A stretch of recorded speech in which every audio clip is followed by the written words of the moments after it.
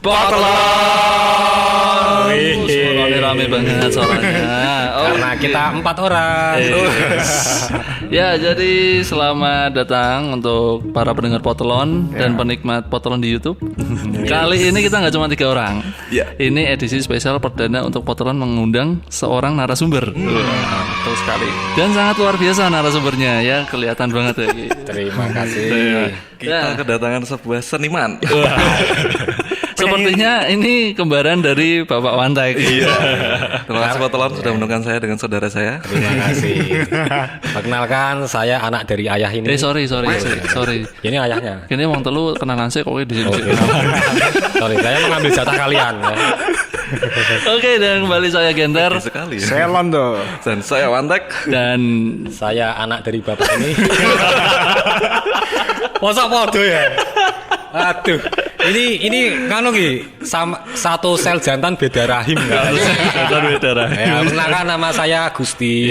Saya dari Bank Sampah Lestari. Jadi kali ini Potlon kedatangan dari Bank Sampah. Ya. Nah, Pak Gusti kesini nggak bawa polisi? Nggak ada mas. Kenapa mas? Soalnya kan dari bank sampah harus dikawal dong. oh iya. Saya malah membawanya keberkahan. Membawanya pahala. Mungkin Begitu. dari Mas Gusti bisa memperkenalkan diri dulu. Anda itu siapa dan apa? Dan kenapa kesini? Jangan kau.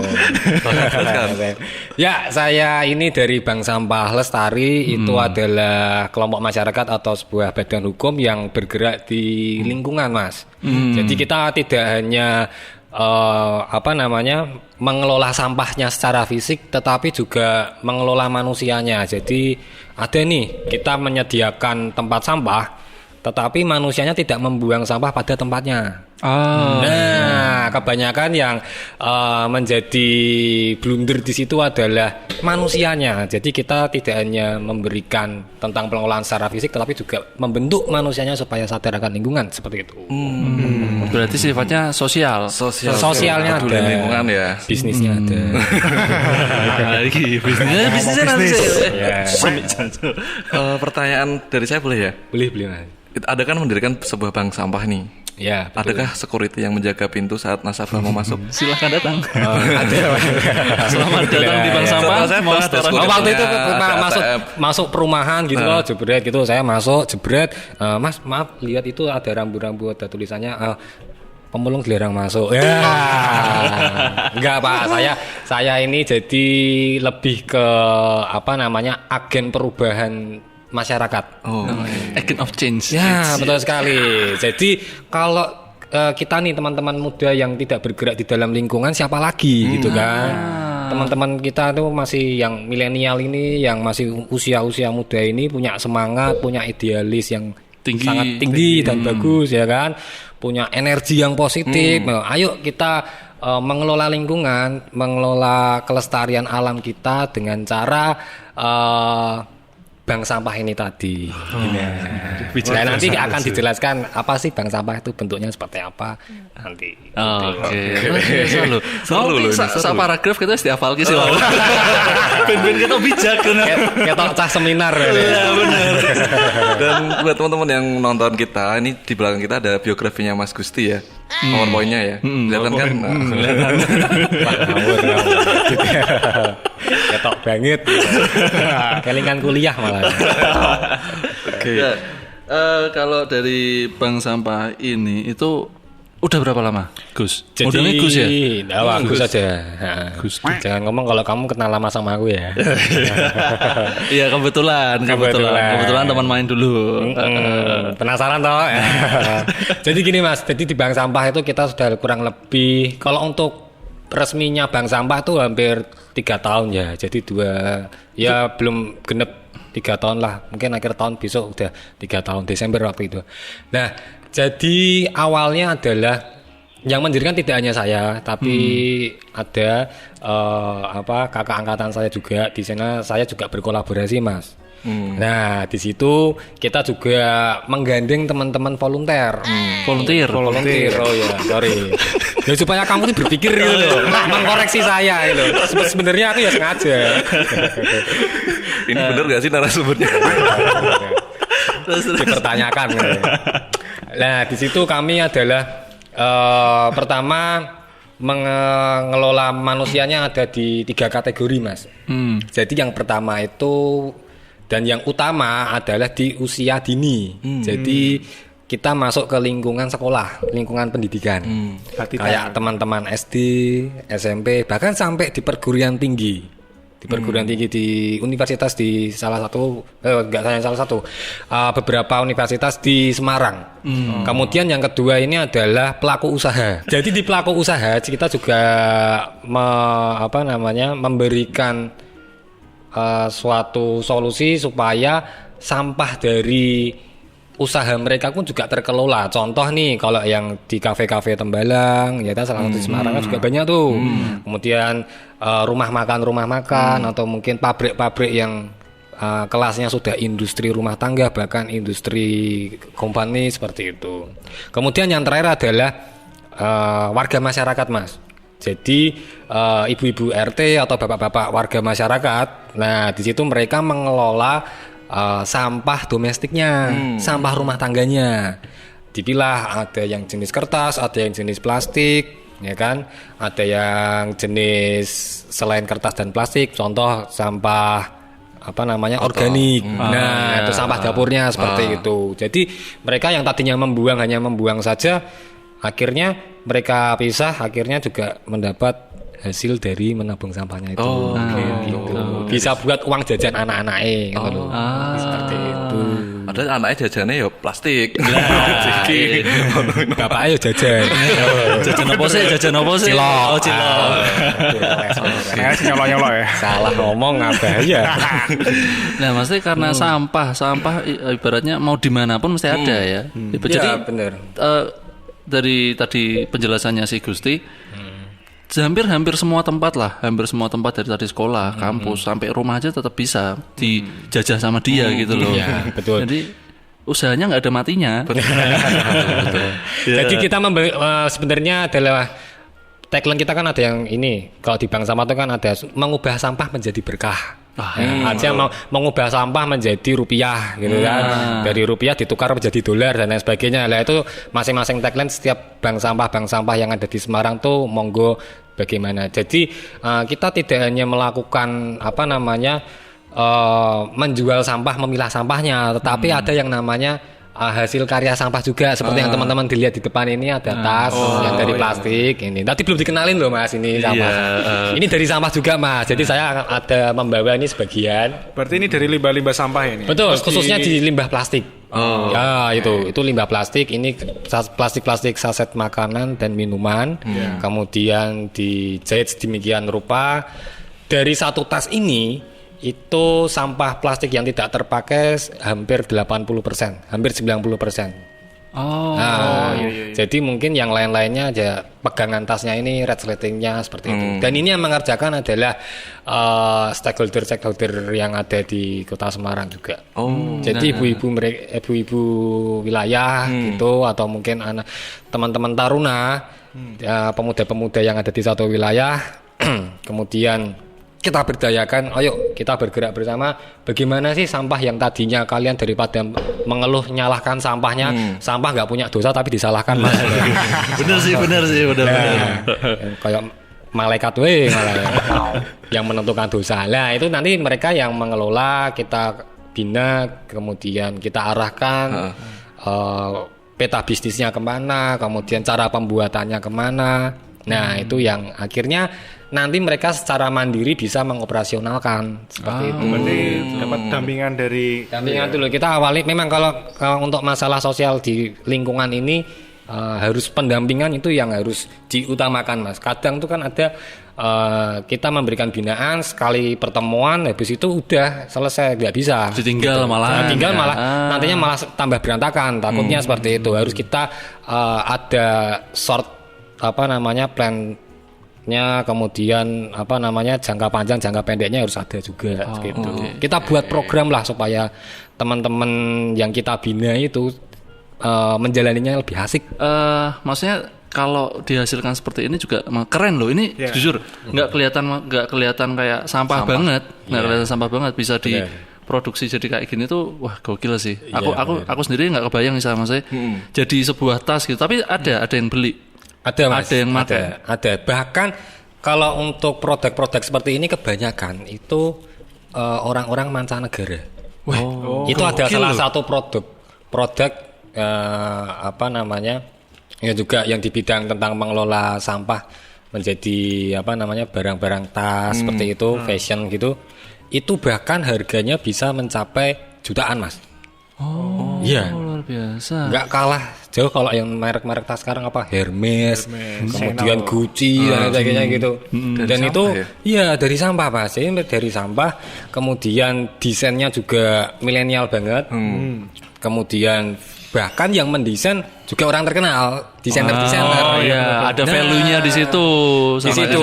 Jadi ada apa brandingnya di situ. Tapi kita apa namanya membuatnya dengan barang sampah ini tadi. Bukan sampah ya, barang bekas ini tadi ya.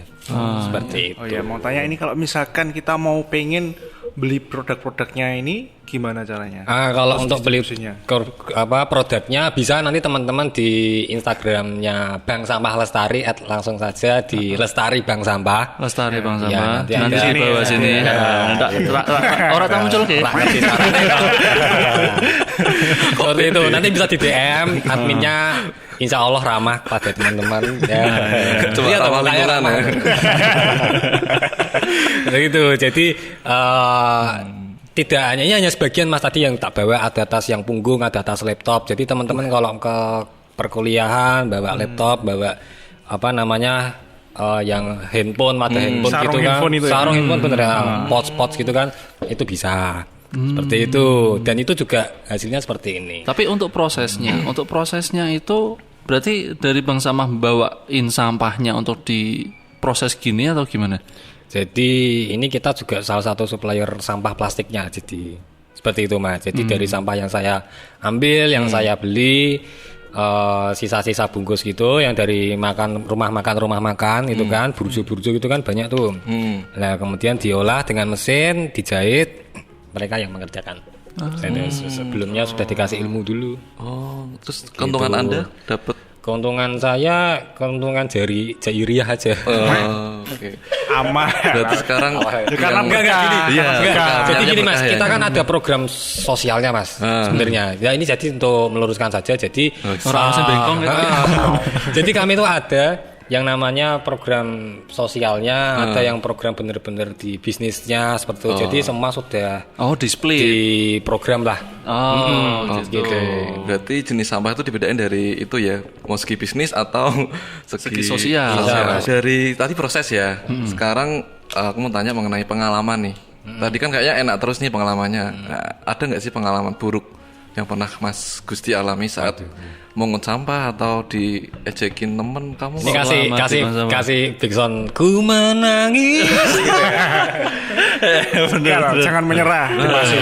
Aduh, sebenarnya banyak mas suka dukanya ya. Tapi akhirnya saya melihat wah ternyata di sini asiknya. Saya pernah tuh bahkan diusir sama warga. Diusir. Iya. Jadi waktu ngasih sosialisasi itu diusir ya di satu wilayah gitu dengan kakak saya Mas Damar itu direktur bank sampahnya juga.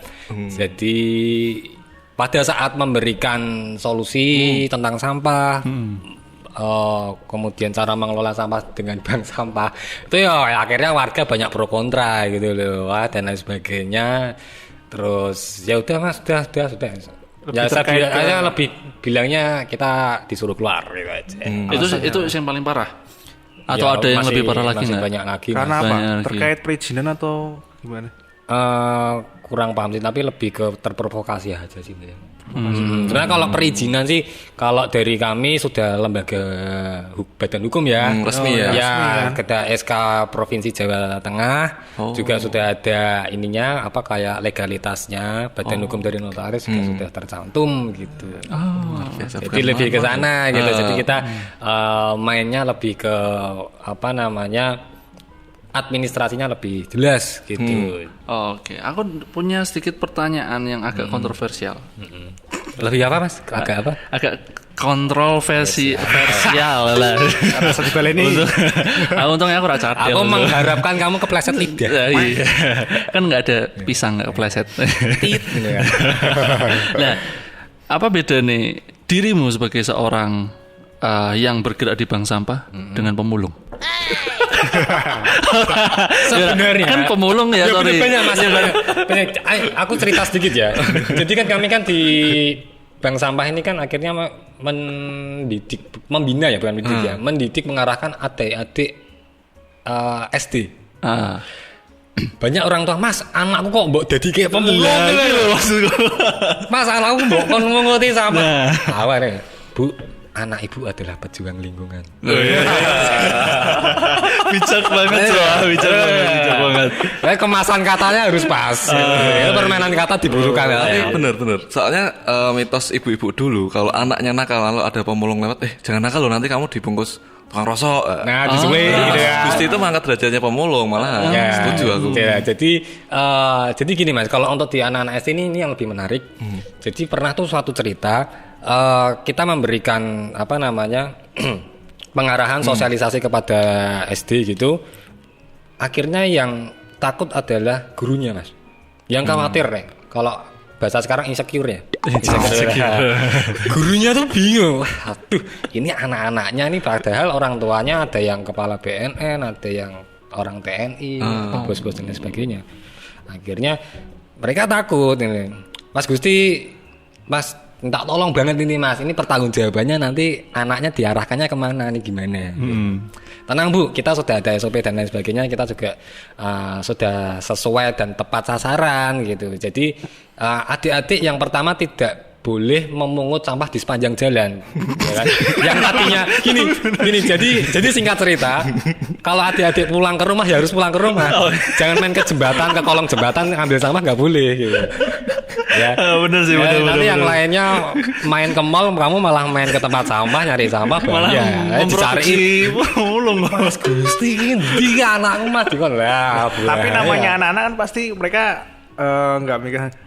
Pernah kejadian nggak maksudnya kayak? Ada, pernah kejadiannya tuh. Jadi seputar pertanyaannya dari anak-anak sih, mas ini kalau di rumahnya tetangga saya ambil gimana? Korek-korek. Tapi pinter sih. Aku ini calon bisnis ini. Gedemu kapitalis nah.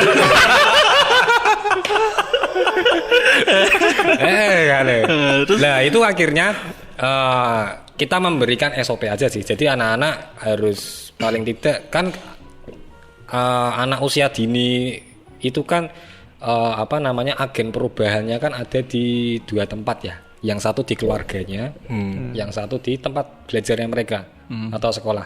2 tempat itu kalau kurang nyaman dari kebersihan, pasti akan mempengaruhi pertumbuh kembangannya anak-anak juga. Nah, jadi yang saya arahkan adalah kita bentuk mereka untuk peduli lingkungannya di sekolah dulu. Kemudian adik-adik tadi ini setelah nyaman di lingkungan sekolahnya bersih, mereka ada yang namanya Jumat bersih ya. Jadi ada jadwal untuk setiap minggu tuh ada mengumpulkan sampah pilah, sampah kering ya mas ya. Kemudian ada mengelola sampah organik, membuat kompos, ada menanam tanaman, ada tanaman toga dan lain sebagainya, bagian dari program bank sampah juga. Akhirnya mereka menularkannya ke keluarganya mereka. Ya kan, jadi adik-adik ini kan teman-teman usia dini ini kan kalau orang psikologi ngomong itu kan anak usia dini itu adalah peniru yang berbakat. Iya benar. Nah, yang mahir lah pokoknya. Iya benar. Kadang kita ngomong kayak bajindul lah, ditiru malah lu diajari sopo nang. Udah. Sampai kasar ya. Contoh saja ya. Ambil yang baik, buang yang jelek. Lah dari situ kemudian mereka ke keluarganya ketika orang tuanya mau membuang sampah, akhirnya adik dari sekolah tadi, Bu, Pak, Bu jangan dibuang seperti itu, kita manfaatkan bisa. Lah, mereka akhirnya kita beri yang namanya tas sampah. Jadi tasnya modelnya adalah seperti tas belanja supermarket itu, Mas, yang kain itu. Nah, itu bagian dana dari CSR juga, dari perusahaan-perusahaan yang kita gandeng juga. Lah, dari situ adik-adik membawa dimasukkan ke situ. Jadi sampah dari rumah juga dikumpulkan ke sekolah dalam posisi bersih dan kering, kemudian dikumpulkan per kelas. Nah, dari kelas itu kemudian ditimbang hasilnya untuk mereka juga. Nah, jadinya Mas, dari keluarganya itu juga, iya juga ya, anakku aja bisa ngumpulin sampah hasilnya uang gitu kan. Apa ora wong tua nek diandani anak iki bingung tuh, isin tuh. Nah, iso isin dhewe. Nah, akhirnya orang tuanya manggil juga, Mas Gusti buatin bank sampah di RT. Lah, itu bisnisnya di situ. Nyabang luar biasa. Pinter. S3 marketing. Kapitalis tapi. Harus ya. Nek ra ngono ngeleh aku, Mas. Berarti ini Anda menciptakan kebersihan pangkal kaya. Nah, iya bisa. Kesimpulannya dari Mas Gusti, bank sampah itu nggak cuma bersihin lingkungan, tapi secara sosial juga terbentuk. Betul. Nah, jadi tidak hanya manajemen fisik sampahnya, tapi juga sumber daya manusianya. Betul, kemampuannya situ. Kadang tuh malah gini, Mas, kita pernah ada satu penelitian, bukan penelitian sih, ini eksperimen sosial aja. Jadi kecenderungannya manusia itu adalah kalau sudah lebih dari 5 meter dari tempat sampah, mereka cenderung malas buang sampah. Kalau sudah lebih dari 5 meter tempat sampah. Ya, katakanlah nih, ini Mas Genter di sini nih. Tempat sampah tuh ada 8 meter dari dirimu nih. Ada di depan nih loh, kelihatan ada tulisannya tempat sampah udah di word art itu loh. Word art besar gitu loh. Terus bisa bergerak, GIF gitu loh. Pak stiker gitu. Aku mau buang sampah permen kiss gitu loh, yang tulisannya I love you gitu loh, dari mantan gitu. Itu sudah malas ya. Bahkan mungkin kalau dia di sebelahnya ada temennya tas buka gitu kan, dimasukin ke tasnya. Banyak seperti itu. Kita harus mengelola binanya seperti ke sana. Terus kalau sistemnya misal tadi kayak nabung berarti kan dia ngasih sampah ke bank sampah, habis itu dapat, berarti ada rekeningnya. Ada dong. Wah. Ada buku tabungannya tuh. Bersatu ya. Gokil loh. Tahu. Gokil. Ya, kalian orang-orang debt collector. Yang selalu memburu tabungan para nasabah. Di situ kalian tidak tahu harus menghidupi 5 anak. Ngomongin anak, wis anak Mas. Terus sistemnya maksudnya berarti hampir sama kayak yang di tempat para pemulung gitu, kiloan berapa kilo gitu langsung jadi nominalnya berapa gitu kalau di bank sampah. Nah, jadi gini, bank sampahnya itu adalah contoh saya ambil ke adik-adik sekolah ya. Nah, mereka ini akhirnya tadi setelah menabungkan sampahnya di kelanjutan dari tadi ya, mengambil sampah dari rumah kemudian yang di sekolah dikumpulkan, kita datang nih tim bank sampah tadi kita ini tadi aku datang, mereka sudah seneng.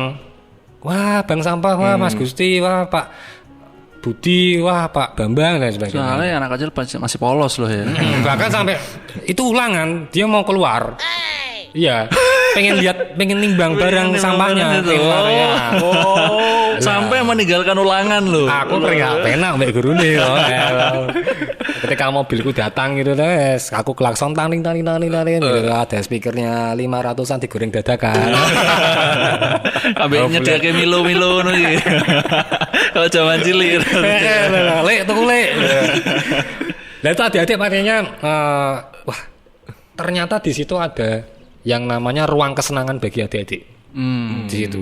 Di ini ada adik-adik tidak hanya belajar tetapi mereka mengaplikasikan langsung yang tadinya walaupun kita berbicara tentang sampah ya, ternyata model seperti ini, maksudnya kita tidak usah ngomongin tentang kebersihan atau sampah deh, kita misalnya mau belajar tentang matematika nih, akhirnya metode belajar yang mereka dengan gambar, dengan boneka, itu kan lebih suka itu.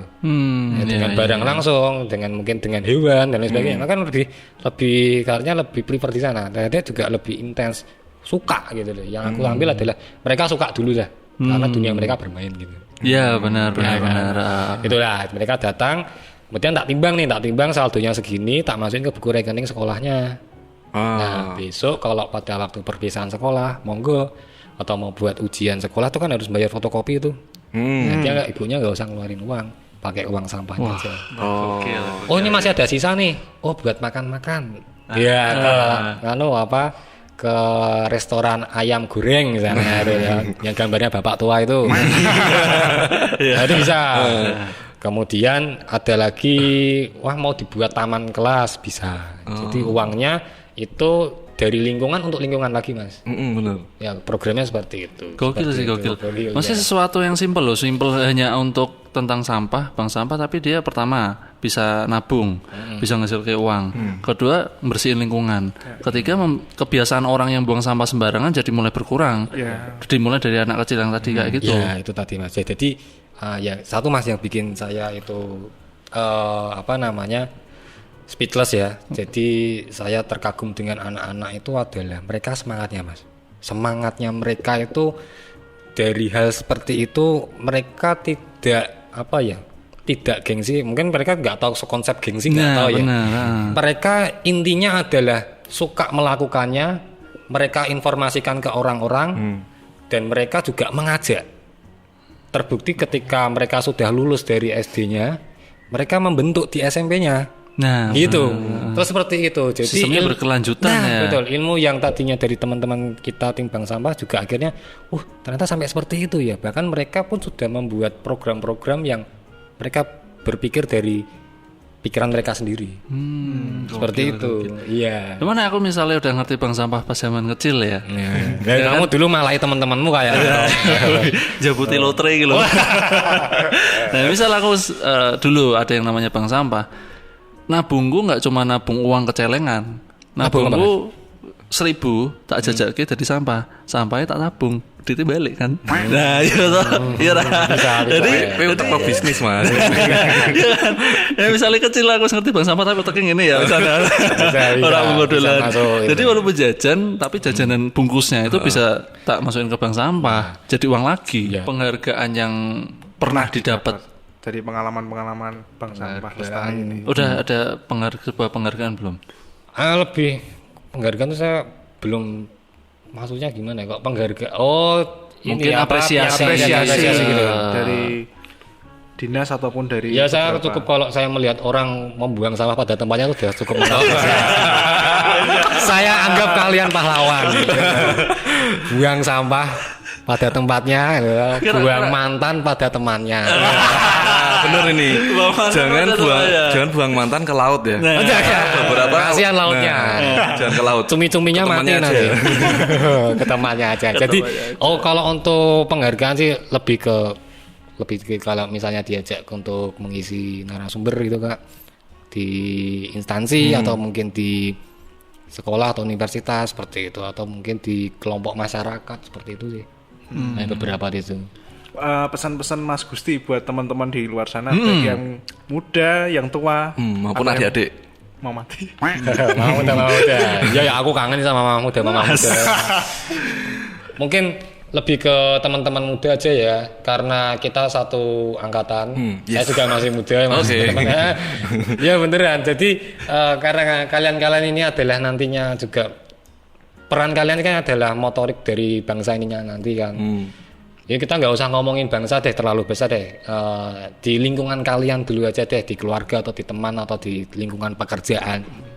Ya kalau untuk lingkungan berikanlah contoh walaupun itu hanya contoh simpel, teman-teman hanya membuang sampah pada tempatnya. It's simple tapi itu adalah pahlawan. Ya kalian tidak harus mempunyai kekuatan super untuk menjadi pahlawan, tapi cukup membuang sampah pada tempatnya saja kalian sudah luar biasa. Seru banget. Keceron gue mas. Keceron. Ya, gitu. Jadi Jadi, status soalnya. ya. Besok direkrut PBB. Wih, seneng aku mas ya. Aku orang beli sampah malah. PBB tapi ketuanya Kim Jong Un. Gitu. Jadi teman-teman mungkin kita di kondisi pandemi yang seperti ini, kemudian apa-apa mau menyalurkan kesukaan kita di bidang apa gitu, pasti ada kendala ya. Tapi jangan sampai, ya saya salut juga pada teman-teman Potelon ini dari Mas Genter, kemudian Mas Londo dan juga Mas Bantek. Ya kan, saya tahu UMR-nya mereka juga lagi kalang kabut. Akhirnya mereka mencari tambahan di dunia digital. Loh, beneran.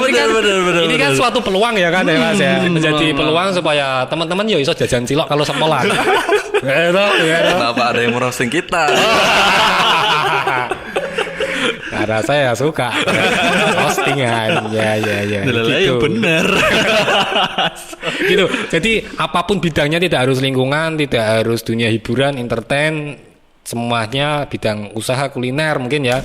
Semua kena dampaknya, semua merasakan, tapi teman-teman juga jangan terus akhirnya sudah semua orang merasakan kok. Jangan. Ini saatnya teman-teman ajang ini jadi sebuah kondisi di mana kita harus mempunyai ajang bisa beda lah gitu. Kita bisa mempunyai apa yang nantinya teman-teman itu bisa mencapai tujuan. Gitu. Luar biasa sekali. Ditunggu nanti nomor berapa nyaleknya ya. Ini salah satu bukti rekaman bijaknya dari Mas Gusti. Ada skrip loh, Ada skrip loh. Rekam jejaknya ya. Nah, rekam jejaknya. Kita tunggu nyalek nomor berapa ya, Pak. Oke. Masih bujang. Berarti untuk Bank Sampah punya tagline kah? Tagline deh. Nah, di sini ya kalau kakak-kakakku yang tercinta, Mas Bantek, Mas Londo, Mas Genter. Iya ya. Jadi di lingkungannya ini ada yang namanya salam 3R. 3R. Nah, bentuknya seperti ini. Bahaya gitu. Nek masuk. Ada apa dengan yang ini? Mengingatkan kamu terhadap apa ya? Enggak, tusuk sate. Iya, betul sekali. Kue putu. Ternyata pas kelonggaran. Nyambung peralon Mas. Tukang perawat. Nah, di sini filosofinya adalah 3R. 3R itu kalau di dalam lingkungan itu ada reduce, reuse, recycle. Mengurangi, kemudian mendaur ulang dan menggunakan kembali. Nah, kemudian di sini ada lingkaran 0 yang akhirnya zero waste. Kita tidak mempunyai sampah. Jadi dengan mengelola 3R ini, reduce, reuse, recycle, akhirnya kita 0 sampah. Nah, gitu. Dalam hitungan bareng-bareng ya, ketiga ya. Yang ketiga salam 3R gitu ya. Aku sedang mengerjain ayat. Oke, ayah siap. Ya, ayo. Salam 3R. Oke. Itu serius recycle. Oke, itu harus diterapin juga sama teman-teman yang nonton ya. Boleh. Tiba di akhir obrolan kita ya sama Mas Gusti.